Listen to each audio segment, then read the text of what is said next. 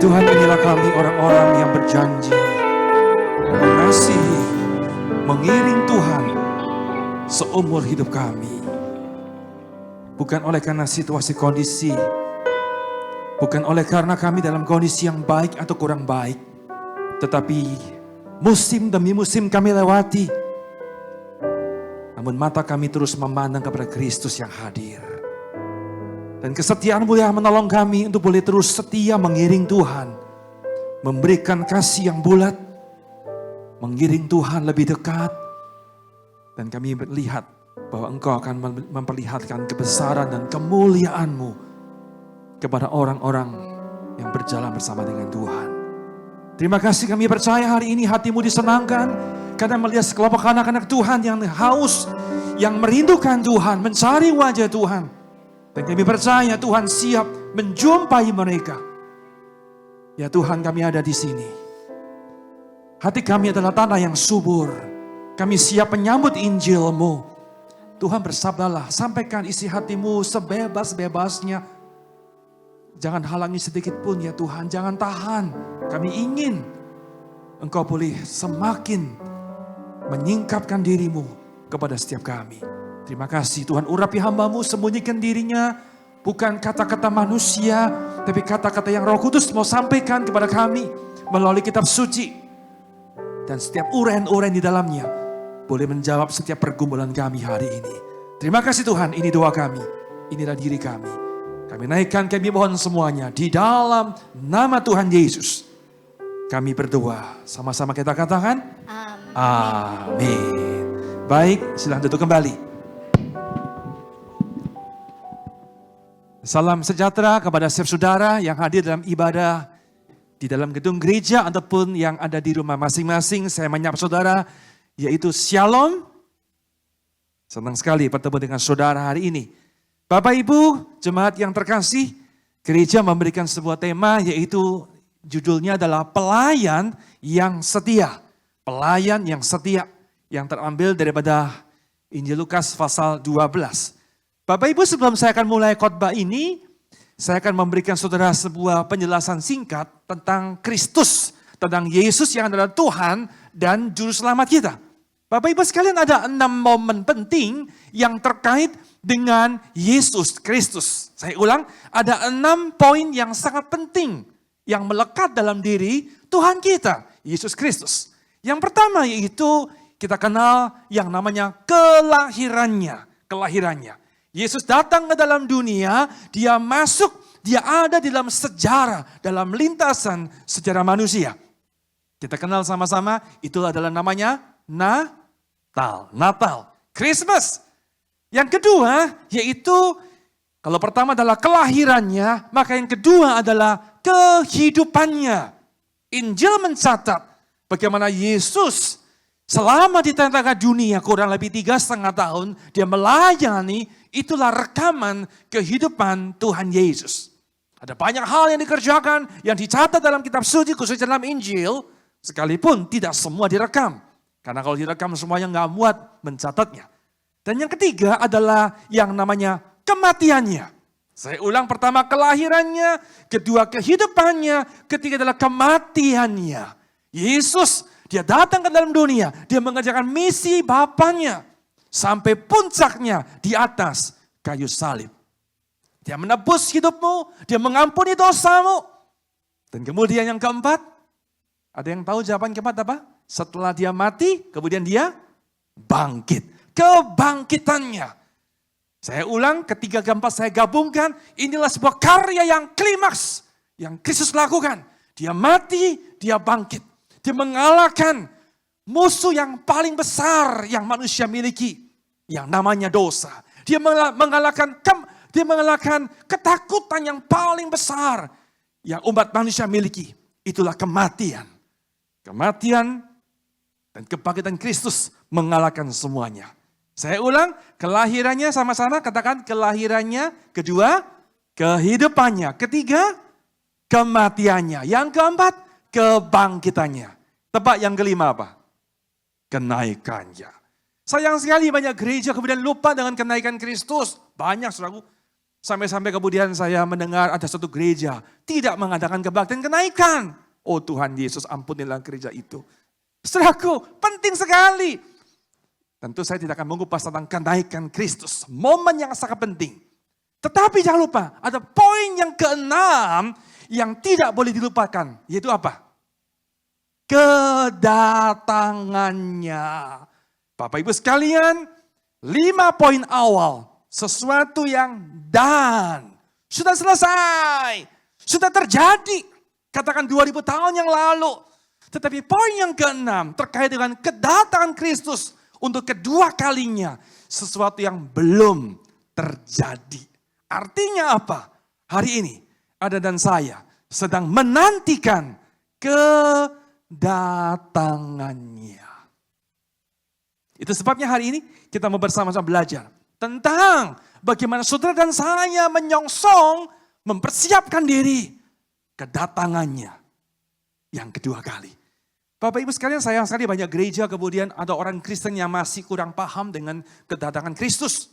Beberapa tahun yang lalu tentu viral, ada pendeta besar yang mengatakan, oh Yesus akan datang kembali. Disebutkan tanggalnya, sebutkan bulannya, sebutkan tahunnya. Wow. Dan yang heran, banyak gereja yang percaya. Waduh. Artinya apa, Saudara? Ternyata banyak orang Kristen pun yang tidak memahami, punya konsep yang Alkitab ajarkan terkait dengan kedatangannya. Itu sebabnya hari ini, bersama-sama kita mau belajar seperti teks yang diberikan oleh gereja, bagaimana sebagai orang-orang Kristen, sebagai orang-orang pilihan Allah, umat yang dikasihi oleh Allah, saudara mempersiapkan, saudara menantikan kedatangan Kristus. Bersama kita akan membaca Injil Lukas pasal yang ke-12. Anda boleh membuka kitab sucinya, Lukas pasal 12, kita akan membaca ayat yang ke-35 hingga ayatnya yang ke-40. Sebelum membaca, saya akan menjelaskan tentang teks yang akan kita renungkan bersama. Saudara perhatikan di sana, saya coba mulai menggambarkan supaya Anda mempunyai pemahaman yang komprehensif tentang Injil. Lukas pasal 12 yang akan kita baca, itu bagian mempunyai paralel, mempunyai kisah yang identik yang direkam dalam Injil Matius pasal 24. Jadi kira-kira Lukas 24, 35 hingga 40 itu identik dengan dengan Matius pasal 24 ayat ke-44. Dan kemudian ayat 41 daripada Lukas pasal 12 adalah bagian yang kemudian hanya muncul di sana. Matius tidak merekamnya. Selanjutnya Lukas 12 ayat 42 hingga 46 kembali direkam, dicatat yang sama di dalam Matius pasal 24. Ayat seterusnya yaitu ayat 45 hingga 51. Dan kemudian kembali ke dalam Lukas 12 ditutup dengan sebuah statement yang tidak muncul di dalam catatan Injil yang lain. Yaitu ayat 47 dan 48. Kita hanya berfokus hari ini pada yang pertama, yang paling awal. Yaitu Lukas 12, 35-40. Yang kemudian juga dicatat oleh penulis Injil Matius. Bersama-sama kita membaca Lukas pasal 12 ayat 35 hingga ayatnya yang ke-40. Kalau Bapak Ibu menemukan, saya suka kita membaca secara bergantian. Saya mulai ayat ke-35 dan saudara-saudara boleh merespon ayat ke-36. Baik yang ada dalam gedung gereja ataupun saudara yang berada di luar gedung gereja. Supaya kita semua boleh menerima berkat dari pembacaan kitab suci ini. Lukas pasal 12 saya mulai membaca 35. Hendaklah pinggangmu tetap berikat dan pelitamu tetap menyala. 36. Dan hendaklah kamu sama seperti orang-orang yang menanti-nantikan tuannya yang pulang dari perkawinan. Supaya jika ia datang dan mengetuk pintu, segera dibuka pintu. 37. Berbahagialah hamba-hamba yang didapati tuannya. Berjaga-jaga ketika ia datang. Aku berkata kepadamu, sesungguhnya ia akan mengikat pinggangnya dan mempersilahkan mereka duduk makan. Dan ia akan datang melayani mereka. Dan apabila ia datang pada tengah malam atau pada dini hari dan mendapati mereka berlaku demikian, maka berbahagialah mereka. Tetapi ketahuilah ini, jika tuan rumah tahu pukul berapa pencuri akan datang, ia tidak akan membiarkan rumahnya dibongkar. Semua membaca 40. Hendaklah kamu juga siap sedia, karena Anak Manusia datang pada saat yang tidak kamu sangkakan. Amin. Bapak Ibu sekalian, kalau kita membaca dengan teliti, maka kita menemukan bagaimana orang-orang percaya menantikan kedatangan Kristus. Bapak Ibu sekalian, kita semua berada di tahun 2025 hari ini. Bulan tanggal terakhir di dalam kita memperingati kemerdekaan negara Indonesia, 31 Agustus. Kita hampir tuntaskan 2025. Tetapi jangan lupa bahwa Anda dan saya kemudian sedang menanti satu momen yang adalah puncak yang paling puncak itu, yaitu apa? Kristus datang. Nah pertanyaannya, di dalam masa titik-titik yang panjang ini, apakah yang harus dimiliki oleh orang-orang Kristen? Satu jawaban yang kita baca di teks kita. Satu kata, apa itu? Readiness. Sama-sama katakan, readiness. Inilah yang Tuhan tinggalkan dalam pesan yang kita baca. Readiness. Kesiapan, siap sedia, siap siaga. Bapak Ibu sekalian, nanti kita telah membaca 4 atau beberapa ayat yang tercantum dalam Injil Lukas. Yang diringkaskan oleh Matius hanya dalam 1 ayat. Kalau Anda membaca di sana, kita menemukan bahwa konsep tentang readiness, tentang kesiapan, tentang siap siaga ini, kemudian sama Yesus digambarkan, dianalogikan dengan 4 gambaran. 4 gambaran. Perhatikan sama-sama, saya ulang di sini. Gambaran pertama yaitu apa? Yesus memakai sebuah ilustrasi, sebuah perumpamaan, yaitu ikat pinggang. Sabuk paling gampang. Oke? Saya memberi istilah sana, selalu memakai ikat pinggang. Ayat 35. Yang kedua, analogi kedua, yaitu Yesus memakai analogi pelita. Pelita yang bagaimana? Pelita yang selalu, Anda perhatikan, selalu. Selalu bagaimana? Selalu menyala. Yang ketiga, Yesus memakai sebuah analogi yaitu seorang hamba. Seorang pelayan. Pelayan bagaimana? Sekali lagi, pelayan yang selalu berjaga-jaga, selalu standby, selalu siap sedia. Dan yang terakhir, yaitu penggambaran seorang tuan rumah. Tuan rumah, pemilik rumah. Pemilik rumah yang bagaimana? Pemilik rumah yang selalu standby juga. Sama-sama kita akan mempelajari satu demi satu akan analogi, akan gambaran yang dipakai oleh Tuhan Yesus. Yang pertama, perhatikan ayat 35 yang telah kita baca tadi. Di sana Yesus mengatakan kalimat hendaklah pinggangmu tetap berikat. Bapak Ibu sekalian, saudara perlu tahu bahwa pada zaman itu adalah zaman di mana orang itu memakai baju yang berbeda dengan saudara dan saya pada hari ini. Kita semua memakai kemeja, memakai t-shirt, memakai baju-baju yang seperti kita miliki hari ini. Tetapi pada zaman tradisi itu mereka adalah zaman yang berbeda. Mereka bukan pakai baju seperti kita. Mereka pakai yang namanya jubah. Jubah, baju yang dari atas sampai ke bawah. Bapak Ibu pernah melihat pendeta memakai jubah? Bapak pendeta pakai jubah nggak di sini? Oh iya, nggak tiap minggu ya. Kenapa nggak tiap minggu?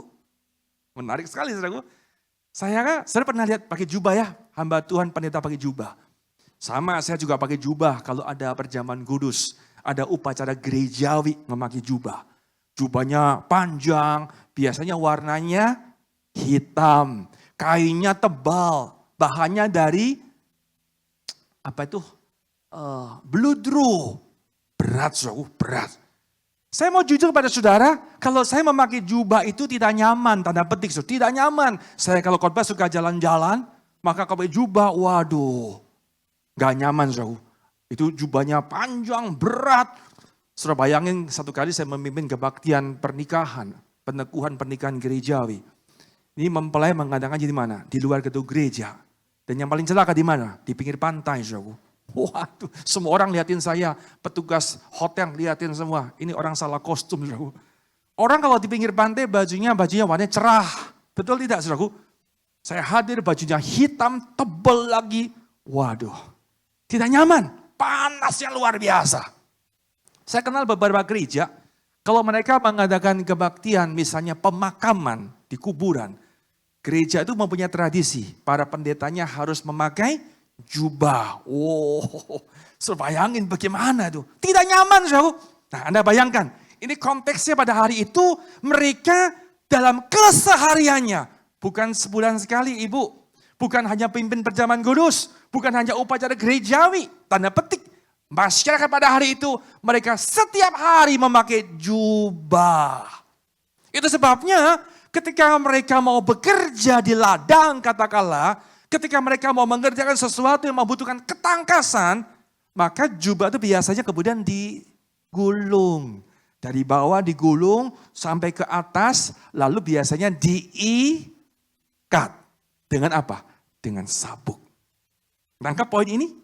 Itulah gambaran Yesus mengatakan ayat tadi. Hendaklah pinggangmu selalu berikat. Seolah-olah Yesus mengatakan apa? Kamu standby, kamu siap sedia. Kamu bisa bergerak dengan leluasa, dengan cepat sekali. Kamu siap bekerja, kamu siap mengerjakan banyak hal. Satu pesan Yesus sampaikan pada ilustrasi ini. Apa itu? Readiness. Harus siap sedia. Ini yang pertama. Kita teruskan analogi yang kedua yang Yesus katakan terkait dengan berita tentang readiness ini. Yang kedua, kita akan membaca di sini yaitu ayat 35 juga, kalimat seterusnya. Kalau pertama, hendaklah pinggangmu tetap berikat. Bicara soal sabuk ikat pinggang. Yang kedua, perhatikan yang berwarna putih yang saya turunkan di bawahnya. Yesus mengatakan pelitamu tetap menyala.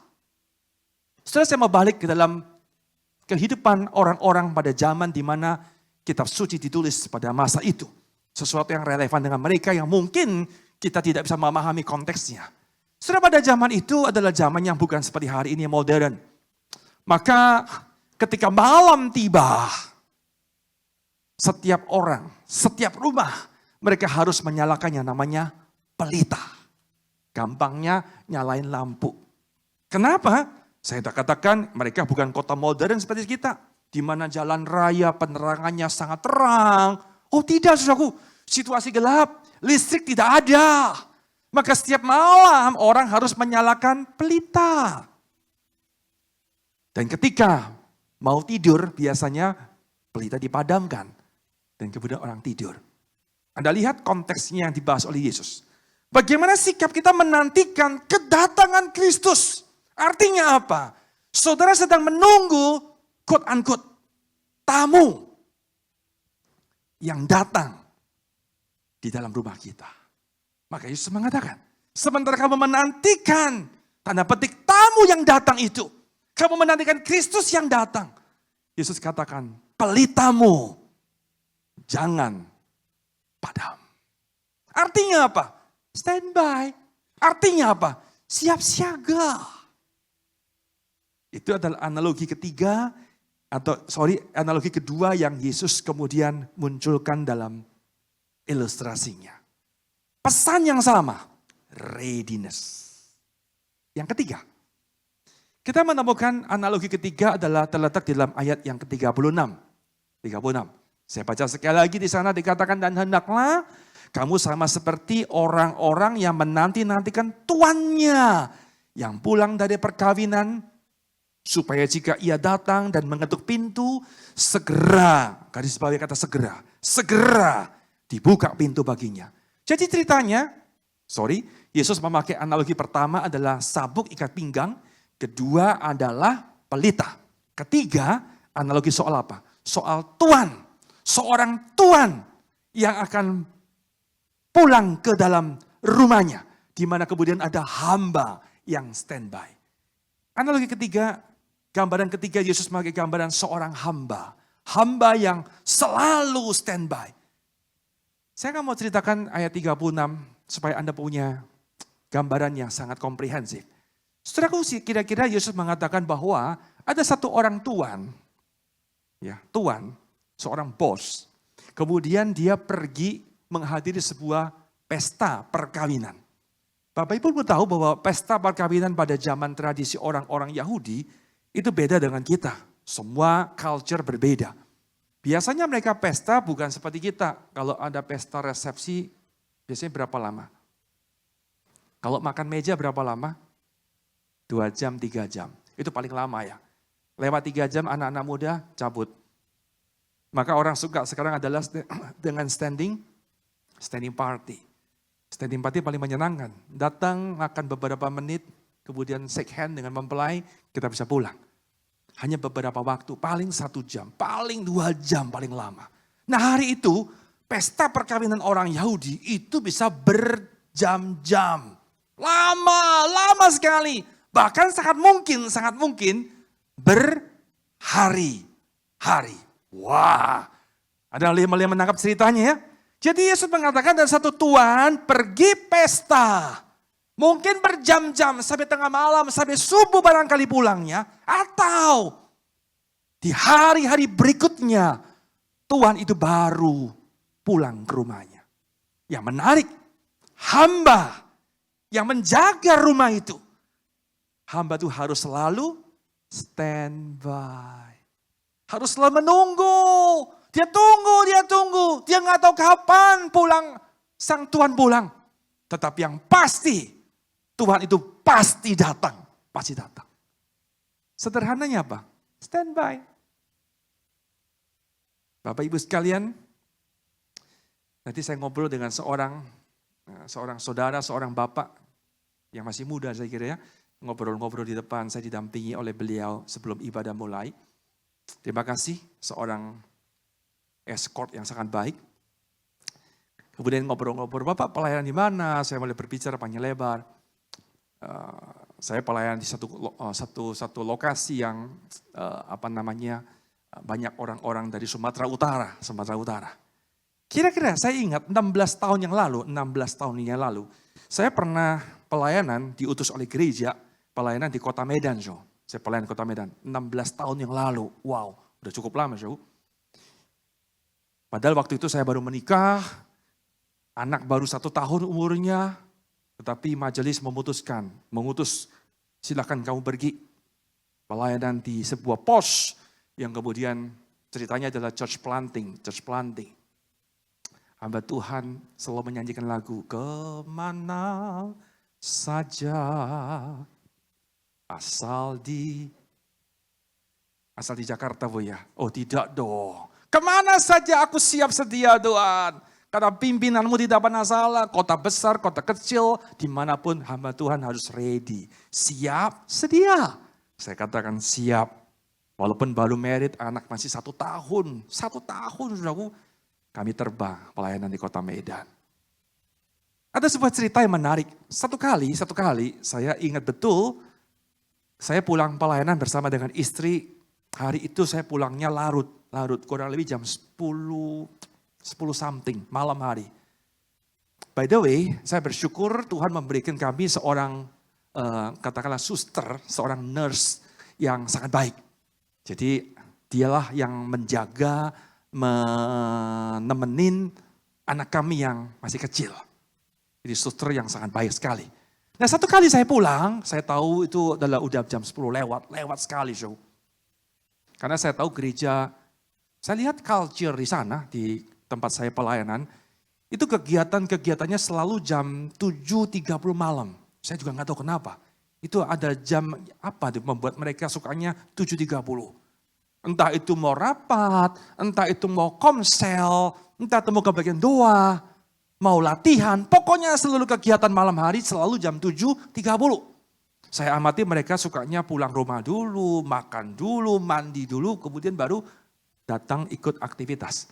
Nah hari itu saya punya acara agak panjang, maka pulangnya sampai larut, mungkin jam 10.30 atau lebih. Nah waktu saya pulang ke rumah bersama istri saya, kami buka pintu, saya terkejut luar biasa. Saudara tahu, suster itu terbaring di lantai, dan dia tidur.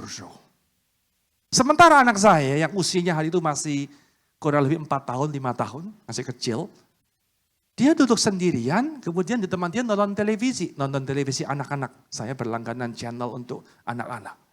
Anak itu cuma bengong nontonin televisi.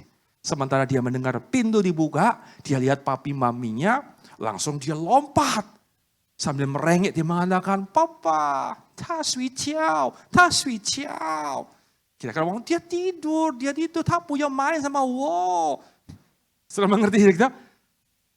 Ini gambaran seorang pelayan, seorang hamba yang tidak siap sedia. Boro-boro buka pintu, dia tidur terlelap, pulas. Sampai anak saya teriak-teriak pun, dia terus tidur. Kita udah masuk dalam rumah pun, dia masih tidur, saudaraku.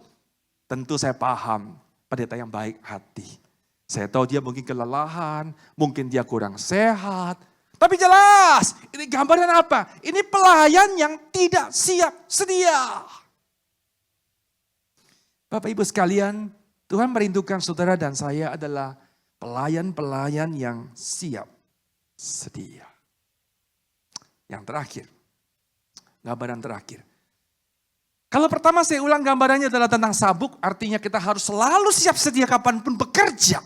Yang kedua, pelita terus menyala. Yang ketiga, seorang hamba, seorang pelayan yang anytime. Anda siap menyambut kedatangan Tuhan, sekalipun kedatangannya tidak dapat ditentukan.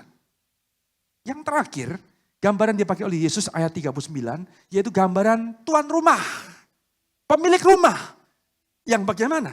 Yang selalu standby. Saya ulang kembali membaca ayat 39. Berkata demikian, tetapi ketahuilah ini. Yesus mengatakan, jika tuan rumah, ini analogi dipakai keempat. Tuan rumah tahu pukul berapa pencuri akan datang. Ia tidak akan membiarkan rumahnya dibongkar. Setuju dengan saya? Pasti dong. Kalau Anda tahu itu pendemo bakal datang tanggal jam berapa, Anda pasti standby. Tidak mungkin Anda membiarkan orang asing masuk dalam rumah kita, menjara apalagi melakukan sesuatu hal. Tidak mungkin. Kita berjaga-jaga. Setelah hari ini saya tinggal di apartemen. Satu hunian yang ya boleh dikatakan hunian yang nyaman, hunian yang aman. Nah saking amannya saudaraku, maka anak saya kalau dia pulang dari sekolah, sekarang anak saya udah besar, ya itulah namanya Gen Z, saudaraku, Gen Z. Dia sering kali pulang, maka dia hanya tutup pintu, namun tidak pernah mengunci. Gak pernah, saudaraku. Maka kami pulang rumah, masukin kunci. Kenapa gak bisa? Kunci gak bekerja, kenapa? Dorong, terbuka. Bukan satu kali, so. Berkali-kali. Kami udah nasihatin, Dek. Kalau pulang, rumah langsung dikunci. Oke. Tetapi tidak pernah dilakukan. Itulah ciri-ciri Gen Z. Saudara-saudara sekalian, memang betul itu aman, betul. Tapi bukankah kita tetap harus berjaga-jaga. Jangan buat dirimu jatuh dalam pencobaan, bukan, kata Yesus. Saudaraku, tuan rumah itu harus berjaga. Konsep readiness diulang oleh Yesus berkali-kali. Di dalam berbagai macam penggambaran. Puncaknya, Yesus tutup ayat 40. Bersama dengan saya membaca yang paling keras suaranya. 1, 2, 3. Hendaklah juga siap sedia. Karena anak manusia datang pada saat yang tidak kamu sangkakan. Konklusi Yesus mengatakan dengan perumpamaan A, perumpamaan B, perumpamaan C, perumpamaan D. Yang pesannya sama, Yesus mulai konklusikan. Sekarang kamu yang sedang menunggu anak manusia datang yang kamu gak tahu kapan waktunya itu. Ngomong-ngomong soal anak manusia yang datang, memang ada yang menafsirkan ini kira-kira menunjuk pada peristiwa yang terjadi di Yerusalem tahun 70 AD. Ketika Jenderal Titus datang melenyapkan kota suci Yerusalem dan bait suci. Dihancurkan. Atau bahkan ini berbicara tentang apa? Kedatangan Kristus yang kedua kalinya. Apapun tafsirannya. Saya mau mengatakan satu kalimat. Jelas. Readiness. siap sedia. Bapak Ibu sekalian, sebelum saya tutup khotbah ini, maka saya akan memberikan prinsip. Semua ayat-ayat ini Anda sudah mengerti. Sekarang saya akan meninggalkan prinsip yang penting. Apa yang Anda perlu ketahui tentang readiness? Anda menunggu di tahun 2025, menanti Yesus datang kedua kalinya yang kita tidak tahu kapan terjadinya. Pertanyaannya, apa yang kita perlu miliki? Readiness seperti apa? Saudaraku, readiness itu kesiapan, bukan berarti Anda menunggu secara pasif. Seperti orang menunggu di nomor antrian. Seperti orang menunggu mau naik pesawat, mau boarding. Kita tunggu di airport, kita di lounge, kita tunggu. Apa yang Anda kerjakan di sana? Halo? Biasanya ngapain saudara menunggu naik pesawat? Main handphone, ngobrol, sesuatu yang belum tentu berguna. Saudaraku, Anda menunggu kedatangan Yesus bukan menunggu secara pasif, bukan mengerjakan hal-hal yang tidak bertanggung jawab. Apa yang Anda perlu ketahui di balik readiness? Dua prinsip saya berikan pada saudara. Yang pertama, how can I be ready for His coming? Yang pertama, ingat, sadar baik-baik, Dia adalah Tuhan kita. Yesus adalah Tuhan kita. Dia Tuhan kita. Saudaraku, ini konsep penting kita perlu mengerti. Kalau Anda membaca bagian kitab suci tadi, bahkan ayat-ayat di bawahnya, misalnya ayat 41, saya ulang, setelah ayat 40, kemudian itu perumpamaan Yesus selesaikan, kamu harus readiness kata Yesus. Petrus tanya 41, Tuhan, siapa sih yang kau maksudkan? Siapa yang harus ready itu siapa? 42 Yesus mengatakan, apa perumpamaan Yesus sana? Kalau Anda baca di rumah, konsep tentang tuan dan hamba muncul sangat dominan. Tuan dan hamba. Itu sebabnya saya mengatakan pada saudara, prinsip pertama kita perlu memiliki dalam konsep kita menantikan kedatangan Kristus, readiness itu adalah apa? Sadar baik-baik. Pribadi yang kamu tunggu yang kedatang itu, siapa dia? Dia Tuhan. Siapa Tuhan itu? Master. Siapa master itu? Owner. Dia penguasa, dia pemilik atas segala sesuatu. Setelah hari ini, kalau kita menginjili seseorang, biasanya kita kemudian mulai memberitakan kabar baik yang berujung agar orang itu kemudian mulai percaya kepada Yesus. Setuju dengan saya? Percaya Yesus sebagai apa? Satu sebagai juru selamat. Kedua sebagai apa? Tuhan. Saya ulang, seseorang percaya Yesus sebagai juru selamat. Tapi jangan berhenti pada juru selamat. Memang dia juru selamat kita. Dia menebus hidup kita, dia mengampuni dosa kita. Dia adalah penyelamat. Namun jangan lupa, dia adalah Tuhan. Dia pemilik hidup, dia penguasa. Dia adalah segala-galanya dalam hidup kita. Bapak Ibu sekalian, seorang yang bernama Francis Chan, mohon maaf saya belum terjemahkan ke dalam bahasa Indonesia. Dia punya kalimat bagi saya, kalimat yang luar biasa. Dia berkata, He wants. Tuhan inginkan apa? All. Semuanya. Or nothing. Kira-kira artinya begini. Tuhan menginginkan semuanya dalam hidupmu. Atau tidak sama sekali. Wow. Kalimat yang sangat keras. Jadi anak Tuhan, orang Kristen bukan sekedar, ya oke lah ikut Yesus, ikutlah. Tetapi ada porsi lain yang kamu tinggalkan untuk di luar Tuhan. No, nggak bisa. Hanya dua pilihan, semuanya. Artinya apa? Dia Tuhan, dia owner, dia penguasa tunggal dalam hidupmu. Tidak ada satu bagian, ruang, sekecil apapun, di mana Tuhan tidak menjadi Tuhan dalam hidup kita. Tidak ada saudara. Francis Chan menuliskan kalimatnya, ide, gagasan tentang pribadi yang dipanggil, yang memanggil dirinya, aku orang Kristen, I'm Christian. Without being, tanpa menjadi pengikut Kristus yang devoted, pengikut yang sungguh-sungguh, pengikut yang setia adalah sebuah hal yang lucu. Sebuah hal yang mustahil. Sederhananya, di dalam menantikan kedatangan Yesus, kamu punya sikap readiness, betul. Tetapi readiness ditandai dengan apa?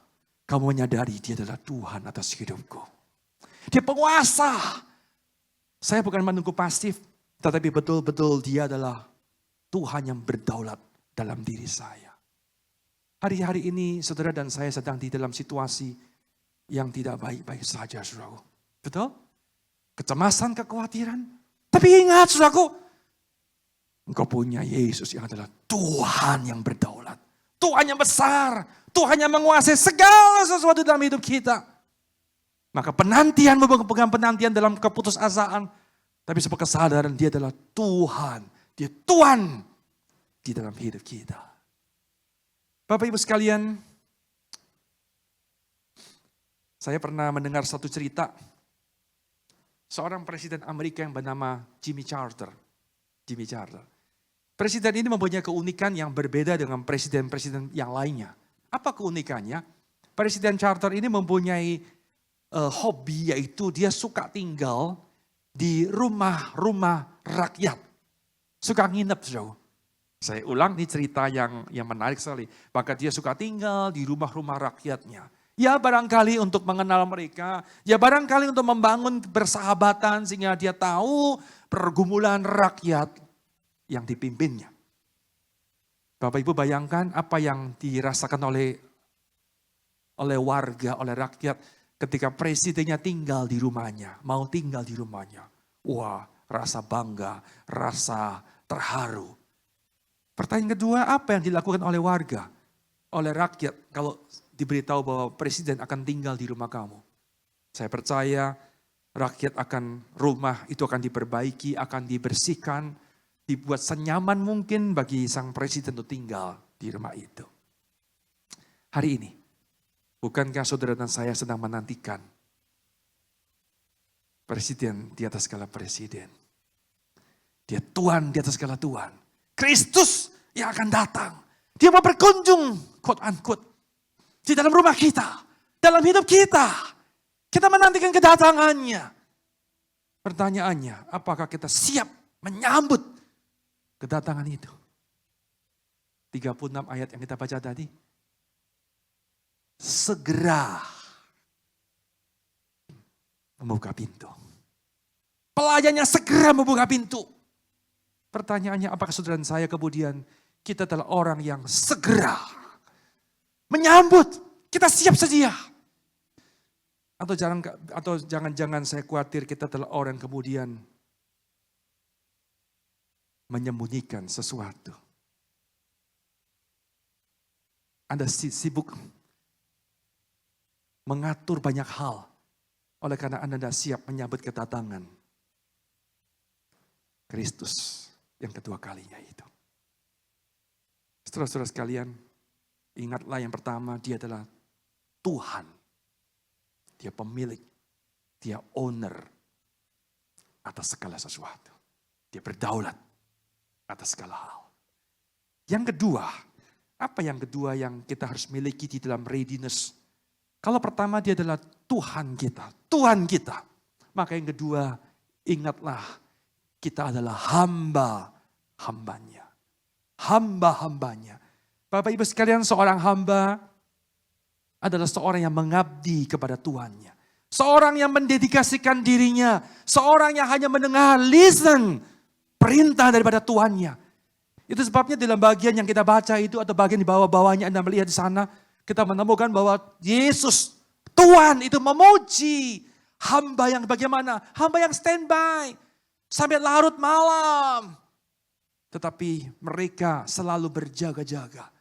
Saudara dengar kalimat ini, para hamba itu, para pelayan itu, mereka bangun bukan karena mereka nggak bisa tidur. Saya ulang, para pelayan itu mereka bangun bukan karena mereka tidak mau tidur. Bukan, saudara. Mereka bangun karena apa? Karena mereka sadar, karena mereka harus melayani Sang Tuhan. Seorang hamba tidak memiliki kehidupan untuk dirinya sendiri, tetapi mereka hidup menyenangkan hati Sang Tuhan. Bapak Ibu sekalian, bukankah Paulus pernah memberikan kalimat yang sama yang tercatat dalam surat Korintus? Paulus berkata, kamu bukan milik kamu sendiri. Sekali lagi, Paulus katakan, ingatkan kamu orang-orang percaya, kamu bukan milik dirimu sendiri. Apa seterusnya? Baca dengan saya alasannya, mulai kata sebab. 1, 2, 3. Sebab kamu telah dibeli dan harganya lunas dibayar. Karena itu, muliakanlah Allah dengan tubuhmu. Ketahuilah engkau telah hamba. Seorang hambanya mendedikasikan dirinya, hidupnya sepenuhnya kepada Sang Tuhan. Seorang hamba adalah hamba yang standby untuk apa? Melayani Tuhan. Melayani Tuhan. Tentu karena waktu saya tidak punya kesempatan membongkar ayat-ayat di bawahnya. Kita menemukan di sana mulai ayat 41, 42. Yesus mengangkat satu konsep tentang hamba, tentang pelayan. Bahasa kerennya adalah steward. Apa itu steward itu? Penata layan, juru kunci, orang kepercayaan. Sederhananya apa? Seorang hamba, seorang pelayan. 1, dia memberikan hidupnya kepada Sang Tuhan di dalam kesiapannya. 2, dia selalu melayani Sang Tuhan itu. Bapak Ibu sekalian, saya akan menutup khotbah ini. Kita sudah belajar 35, 36, 39, 40, kita sudah kupas. Ada 2 ayat yang belum saya singgung. Ada 2 ayat yang belum kita baca. Ayat berapa, saudara? Ayat 37. Mari sama-sama kita perhatikan ayat ini. Saya akan membacakan ayat 37 dan 38. Ini ayat belum kita pelajari bersama. Ayat 37 dibuka dengan sebuah kalimat yang luar biasa. Berbahagialah. Blessed. Blessed. Diberkatilah. Wow. Kata berbahagialah, diberkatilah. Kata ini muncul 3 kali di dalam perikop ini. 3 kali. Diberkatilah siapa? Dikatakan diberkatilah hamba-hamba yang didapati tuannya berjaga-jaga ketika ia datang. Aku berkata kepadamu, sesungguhnya ia akan mengikat pinggangnya dan mempersilahkan mereka duduk makan dan ia akan datang melayani mereka. 38 saya baca dulu. Dan apabila ia datang pada tengah malam atau pada dini hari dan mendapati mereka berlaku demikian, diulang kata kedua, maka berbahagialah, maka diberkatilah mereka. Anda baca terus ayat 43, muncul kata yang sama, berbahagialah. Izinkan saya berfokus hanya di ayat 37. Saya ulang pembacaan ini, Anda simak baik-baik. Ini adalah kalimat saya yang terakhir. 37. Ini ayat yang luar biasa Bapak Ibu. Diberkatilah hamba-hamba yang didapati tuannya. Standby. Dia nggak tidur. Dia terus bangun. Dia terus siaga. Di depan pintu. Kapan tuannya datang dia langsung buka pintu. Dia sambut. Perhatikan lihat kalimat berikut ini. Kalimat-kalimat yang luar biasa. Yesus berkata. Sesungguhnya. Ia. Siapa ia ini? Tuhan yang ditunggu-tunggu tadi. Tuhan besar yang ditunggu. Dikatakan sesungguhnya Tuhan itu akan mengikat pinggangnya. Anda lihat terbalik posisi bukan? Kalau pertama si hamba yang standby, yang ikat pinggang, sekarang tiba-tiba berubah. Tuhan itu yang ditunggu-tunggu ketika dia datang, dia lihat hambanya standby. Apa yang dilakukan oleh Tuhan besar ini? Tuhan itu yang mengikat pinggangnya. Dan kemudian mempersilahkan para hamba-hambanya duduk, diberi makan.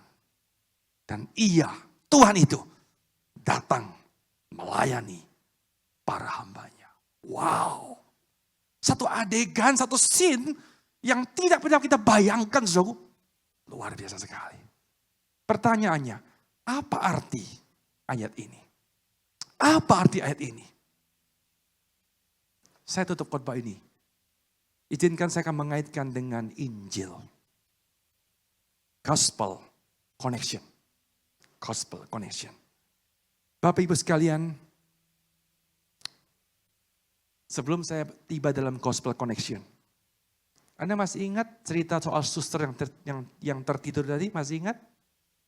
Saya buka pintu, saya udah bawa makanan ini, saya bawa martabak ini, saudara. Saya buka pintu, wah terkejut saya. Ternyata dia tertidur. Pertanyaannya, kira-kira martabak ini saya berikan pada dia tidak? Kasih dia tidak? Kasih tidak? Begitukah? Masa saya jahat sekali sih? Saudaraku, saya hamba Tuhan yang baik. Saya kasih tetap, nih bangun. Ini martabak untuk kamu. Bukan hanya martabak, ini ada kopi, espresso, double shot. Supaya tidurnya sampai malam, sampai pagi tidak tidur kamu. Oh enggak begitu, lebih kejam. Saudara luar biasa loh, Tuhan ini dia melakukan sesuatu yang tidak pernah kita bayangkan. Izinkan saya mengaitkan dengan Injil. Saudara dengar kalimat ini baik-baik. Dalam perjanjian lama kita tahu kisah umat Allah ketika akan keluar dari negeri perbudakan. Masih ingat? Zaman Musa. Ketika mereka diperintahkan, ini adalah malam di mana kamu harus tinggalkan negeri perbudakan, tanah perbudakan. Musa mengatakan, kamu harus siap sedia. Anda lihat, readiness. Siap sedia, kamu segera tinggalkan. Kemana mereka pergi? Dari negeri perbudakan menuju negeri perjanjian. Hari ini, saya mau katakan pada saudara. Setelah peristiwa Musa, ribuan tahun kemudian, Yesus berkata, hendaklah kamu siap sedia. Kita hari ini bukankah adalah orang-orang yang telah dimerdekakan dari perbudakan dosa. Yang kita menunggu apa? Menunggu kedatangan anak domba Allah yang menuntaskan segala masalah di tengah-tengah dunia ini. Kita menantikan, kita perlu siap sedia. Saudaraku, kita perlu berjaga-jaga. Lagu tadi mengatakan kita setia. Kita mengasihi dia. Kita terus setia pada dia. Perhatikan kalimat terakhir yang menjadi kunci daripada khotbah saya hari ini. Di balik kesetiaan kita, menantikan kedatangan Kristus. Saya ulang, di balik kesetiaan kita readiness, kita siap sedia. Saya ikut Tuhan, saya sadar dia adalah Tuhan, saya hamba, saya membaktikan diri saya setia mengiring Tuhan, menantikan dia. Di balik kesetiaanmu, ternyata ada kesetiaan Tuhan yang menopang kita di dalam masa penantian itu. Saudara, ini adalah sebuah kabar baik. Ini adalah sebuah berita yang menghibur kita. Berita yang menguatkan kita. Bukan oleh karena kamu kuat. Bukan oleh karena kamu hebat. Saya bisa terus setia. Saya terus berjaga-jaga. Saya terus menjadikan dia sebagai Tuhan. Bukan, saudaraku. Tapi Tuhanlah, kesetiaan Tuhanlah. Yang menolong kita. Yang memampukan kita. Untuk terus memiliki readiness. Di dalam menantikan kedatangan Tuhan di atas segala Tuhan. Jemaat GKJ Season City yang saya kasih. Mari hari ini Tuhan titipkan satu berita firman kepada saudara. Sebagai orang-orang percaya, milikilah readiness. Tetap sadar dia adalah Tuhan atas hidup kita. Dan kita adalah hamba yang seharusnya setia mengiring Tuhan. Mari sama-sama kita masuk di dalam doa. Bapak, terima kasih untuk pengajaranmu pada hari ini. Kami bersama-sama diingatkan bahwa sebagai orang-orang percaya. Orang-orang yang telah ditebus. Yang telah dimerdekakan dari belenggu dosa. Dan kami menunggu Yesus yang datang kedua kalinya. Sebagai Raja di atas segala Raja. Maka kami perlu mempunyai readiness. Kami tahu hari ini apa yang harus kami lakukan. Namun kami tahu ya Tuhan betapa rapuhnya kami sebagai manusia. Bagaimana mungkin kami bisa mengasihi-Mu, kami selalu berjaga-jaga, kami selalu mempunyai kesiapsiagaan. kami bisa setia kepadamu. Tapi kami bersyukur kami punya Tuhan yang menopang kami. Kesetiaanmu yang telah Kau hadirkan lebih dahulu. Kasih-Mu yang telah Kau curahkan kepada kami. Maka itulah yang membuat kami bisa mampu mempunyai readiness di dalam menantikan kedatangan Yesus yang kedua kalinya. Terima kasih Tuhan, berkati seluruh jemaat-Mu. Temukanlah kami adalah orang-orang yang terus setia mengiring Tuhan seumur hidup kami. Hamba-Mu telah berhenti berkata-kata, tapi biarlah Roh Kudus yang boleh bekerja sehingga taburan benih Injil ini akan jatuh di tanah yang baik, di tanah yang subur, yang boleh berbuah untuk hormat kemuliaan nama Tuhan. Terima kasih Tuhan, ini doa kami, inilah diri kami. Kami persembahkan di dalam nama Tuhan Yesus, kami berdoa bersama. Amin. Tuhan memberkati saudara.